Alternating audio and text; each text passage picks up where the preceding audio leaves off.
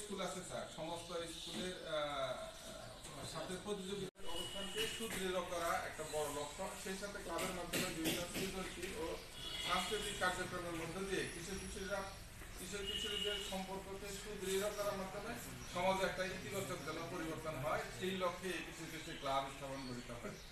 তা এখন আমাদের এই 7টা ক্লাব মূলত পরিচালিত হয় বন্ধের দিন শুক্রবার এবং শনিবারে আমাদের যথারীতি যারা সঙ্গীত টিচার আছে তারা শুক্রবার এবং শনিবারে আবৃত্তি টিচার যারা আছে তারা ক্লাস নেয় এবং এদের সুপারভিশন করার জন্য আমাদের কোঅর্ডিনেটর আছে, আমাদের সুপারভাইজার আছে, জেনারেল সুপারভাইজার আছে। উনিও প্রতি মাসে একবার করে এসে ক্লাস সুপারভিশন করে। তাছাড়া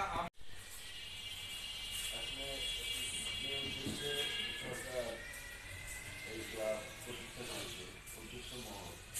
তা আমার যেটা মনে হয় যে এটার সভায় উপস্থিত চৌহালি উপজেলার বিভিন্ন দপ্তরের সরকারি কর্মকর্তাবৃন্দ সহ আমাদের চৌহালি উপজেলার বিভিন্ন ইউনিয়নের সাধারণত চেয়ারম্যানবৃন্দ এবং চেয়ারম্যানবৃন্দ এবং অন্যান্য সচিববৃন্দ সবাইকে আসসালামু আলাইকুম।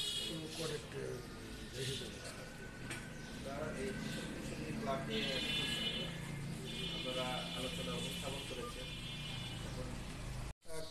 এই ক্লাবের মাধ্যমে আমাদের অনেক কিছু উপকৃত আমরা হয়েছি। সেটা হলো আমাদের অনেকেই হয়তো মাদকাসক্ত থেকে বিরত থাকছে এবং লেখাপড়ার পাশাপাশি আমাদের যে আনন্দ, যেটা কিশোরী